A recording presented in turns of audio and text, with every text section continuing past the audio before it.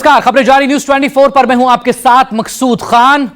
NEET का network को लेकर बड़ा खुलासा, क्योंकि नीट पेपर लीक में अब तक 31 गिरफ्तारियां हो चुकी हैं, कई और सीबीआई के निशाने पर हैं। ताबड़तोड़ एक्शन चल रहा है। जांच देश के 6 राज्यों में एक साथ हो रही है, लेकिन बिहार और झारखंड ये दो ऐसे राज्य हैं जहां पर पेपर लीक की ये पूरी पटकथा लिखी गई थी।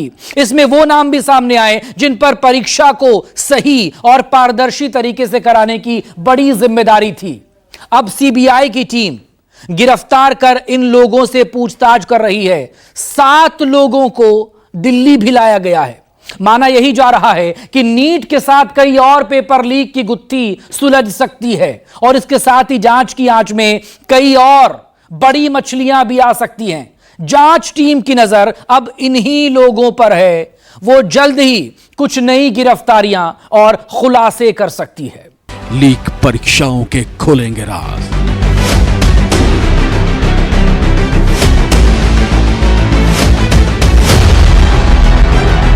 संजीव मुखिया, नीट के सिटी कोऑर्डिनेटर एहसानुल हक, जूनियर इंजीनियर सिकंदर यादविंदु, मनीष, आशुतोष, मुकेश और चिंटू, ये वो किरदार हैं जिन्होंने नीट पेपर लीक का ताना बाना बुना और बहुत ही शातिर तरीके से उसे अंजाम दिया।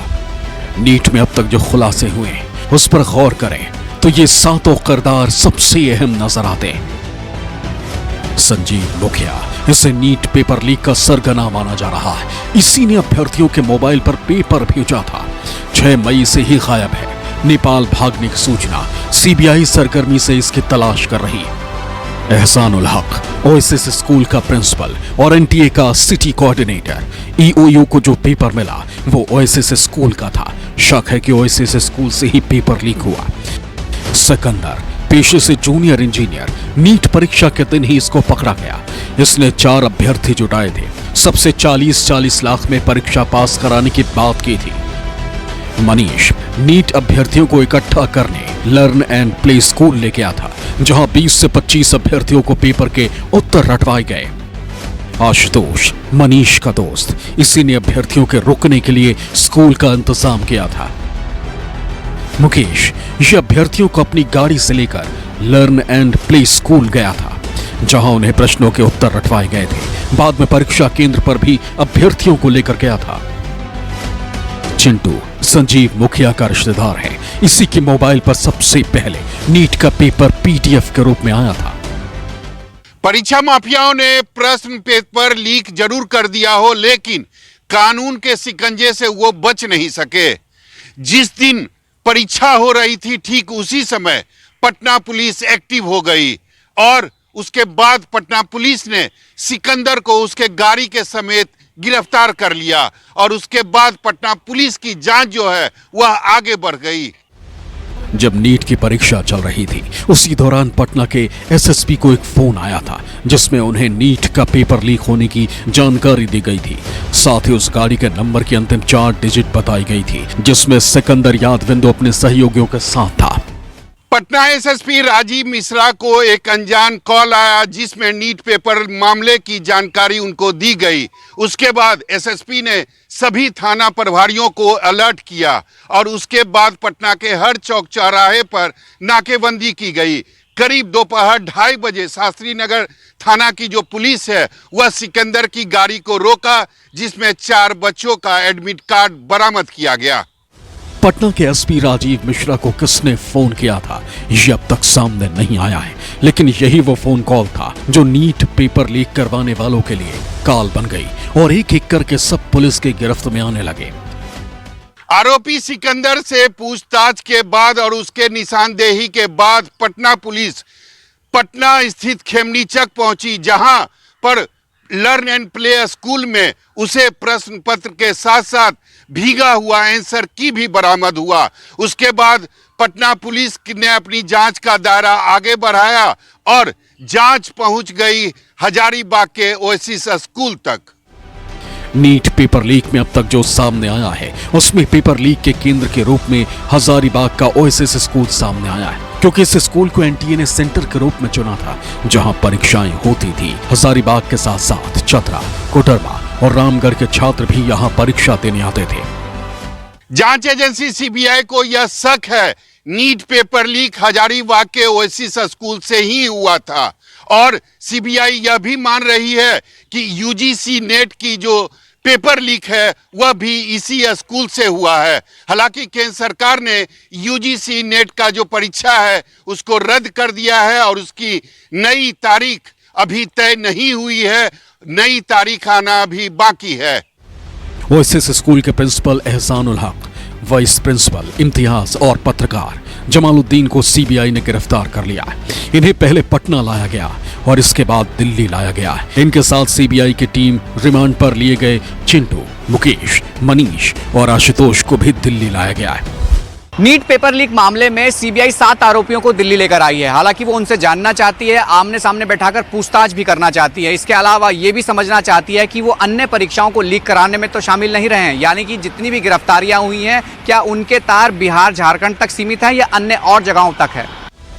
सीबीआई जिस तरह से नीट पेपर लीक की जांच को आगे बढ़ा रही है उससे पूरी तस्वीर साफ होती जा रही है।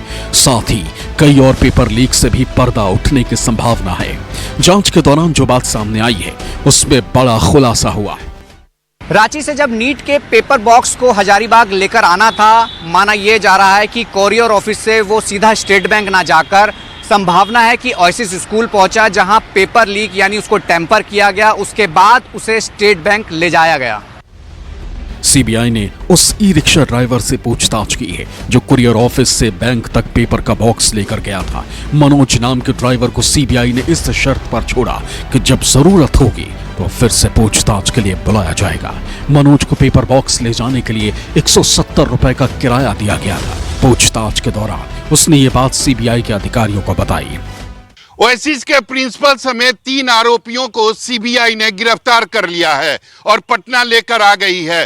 तीनों से लगातार सीबीआई की टीम पूछताछ कर रही है। एक सीबीआई की टीम अभी भी हजारीबाग में पूछताछ कर रही है, लेकिन सबसे बड़ी बात है कि प्रिंसिपल के कॉल डिटेल से ही पत्रकार जलामुद्दीन की गिरफ्तारी हुई है।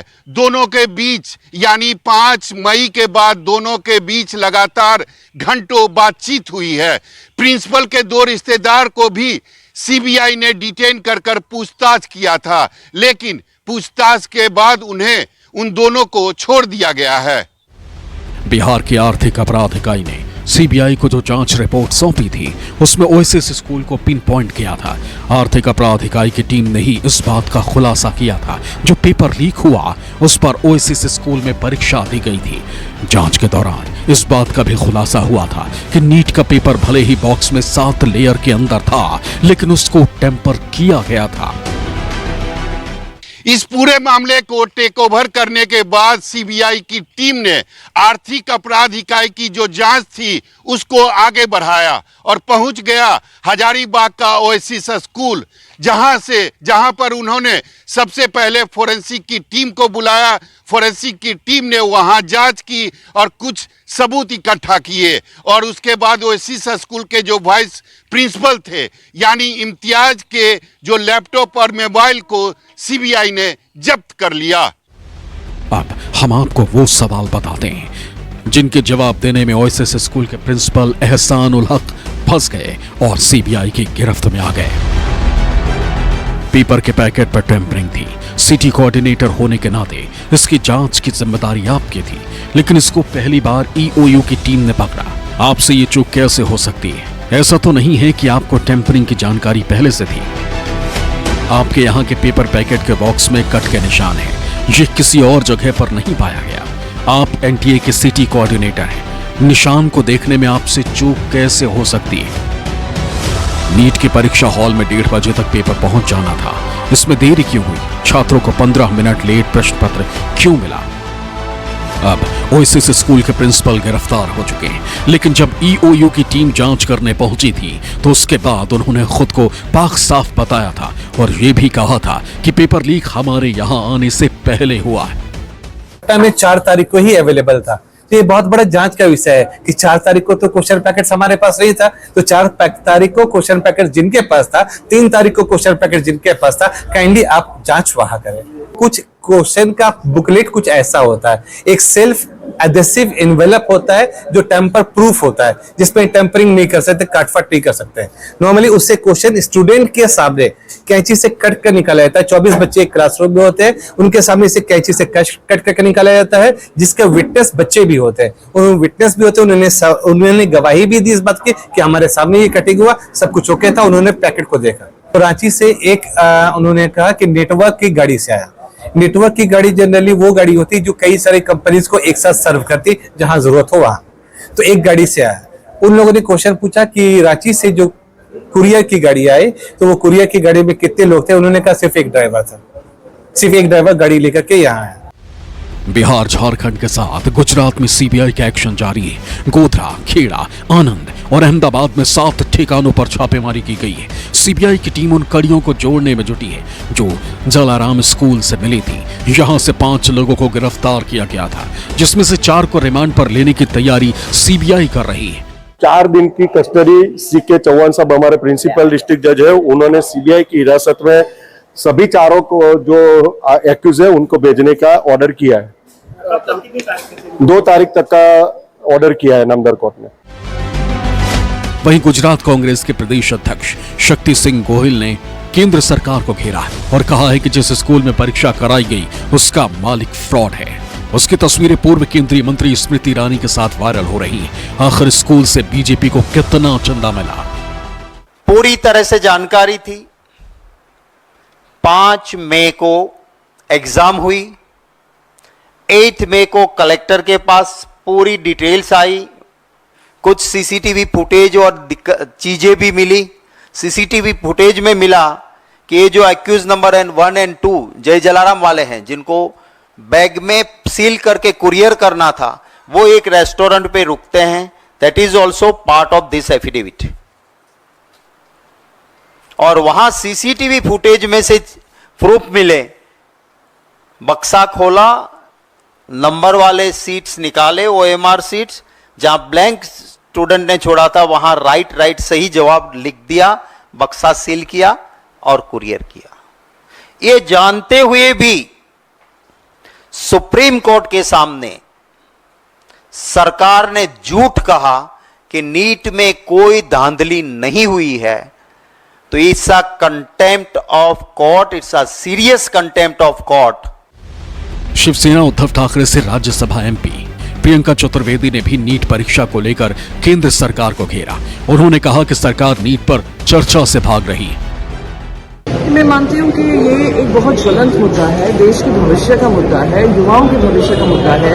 25 लाख से ज्यादा बच्चे प्रभावित हैं, एग्जाम्स पोस्टपोन हो जाते हैं, कैंसिल हो जाते हैं, और पूरा ये जो रैकेट बना हुआ है election paper leak, exam paper leak का, वो देश ने देखा है। महाराष्ट्र में हो रहा है, गुजरात में हो रहा है, जो भी बीजेपी प्रशासित राज्य हैं वहां पर ये सामने आ रहा है। बिहार में की पुलिस ने भी ये किया है, तो दिखा रहा है कि कहीं ना कहीं केंद्र सरकार अपनी जिम्मेदारी से बच रही है। हम चाहते हैं कि आकर एजुकेशन मिनिस्टर देश की जनता को संबोधित करें ना, युवाओं को संबोधित करें, बताएं कि पहले कहते हैं सीबीआई की इंक्वायरी की जरूरत है, कोई पेपर लीक नहीं हुआ है, फिर सीबीआई इंक्वायरी गठित करते हैं। आप लाखों के भविष्य को बिगाड़ने का काम कर रहे हैं और आप कहते हैं हमारी जवाबदेही नहीं होनी चाहिए। ये शर्मनाक है। इसलिए हमने कहा प्रेसिडेंट स्पीच को लेकर तो हम बात करेंगे, क्योंकि उनने भी बहुत सारे टॉपिक्स कवर किए थे, पर हम, क्योंकि आज की युवा हमसे उम्मीद कर रही है कि आप इस पर चर्चा करो, इस पर अकाउंटेबिलिटी लो, इसलिए हमारे मांग ये थी कि अलग से इस पर चर्चा हो।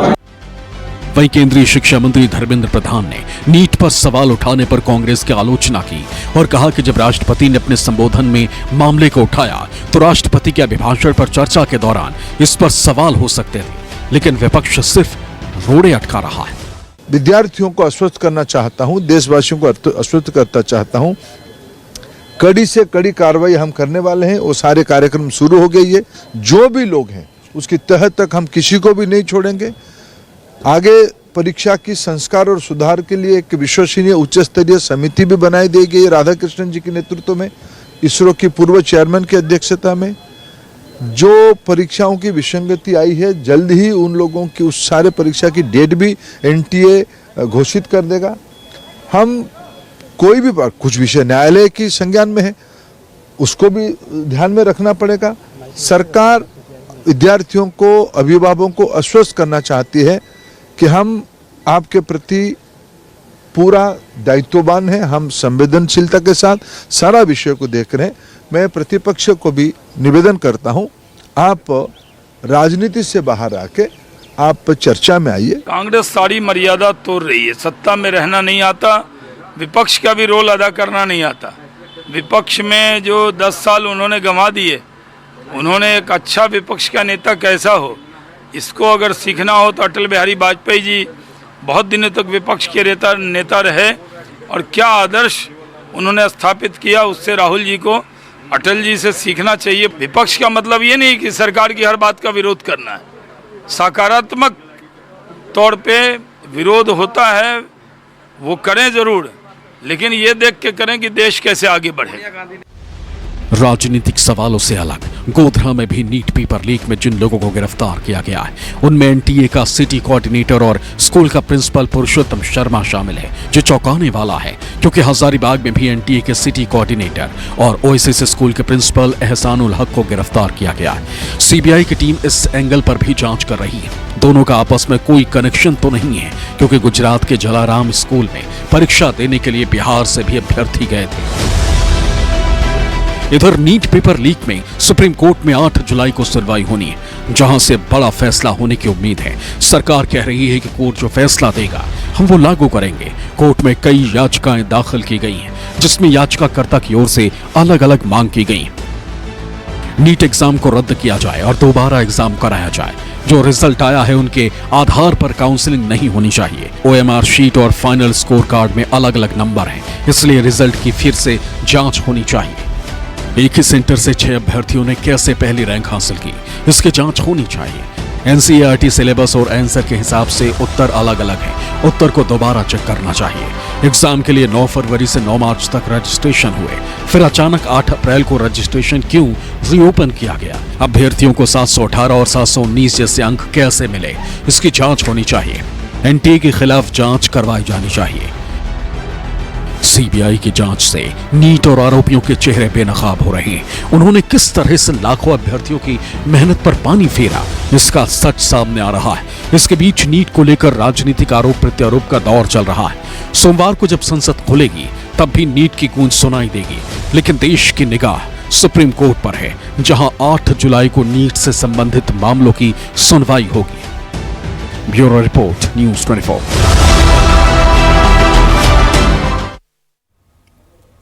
बड़ी खबर इस वक्त आपके सामने है न्यूज़ 24 पर। मामला दरअसल केंद्रीय मंत्री अनुप्रिया पटेल की उस चिट्ठी से जुड़ा हुआ है जो उन्होंने उत्तर प्रदेश के मुख्यमंत्री योगी आदित्यनाथ को लिखा था, और इस लेटर में उन्होंने एससी, एसटी और ओबीसी नियुक्तियों में साक्षात्कार के जरिए भरी जाने वाली नौकरियों में गड़बड़ी की बात कही थी। उन्होंने कहा था कि आरक्षित सीटों पर ओबीसी, एससी और एसटी अभ्यर्थियों की नियुक्तियां नहीं की जा रही, नॉट फाउंड सूटेबल लिखकर नौकरियां नहीं दी जा रही हैं आरक्षित वर्ग को।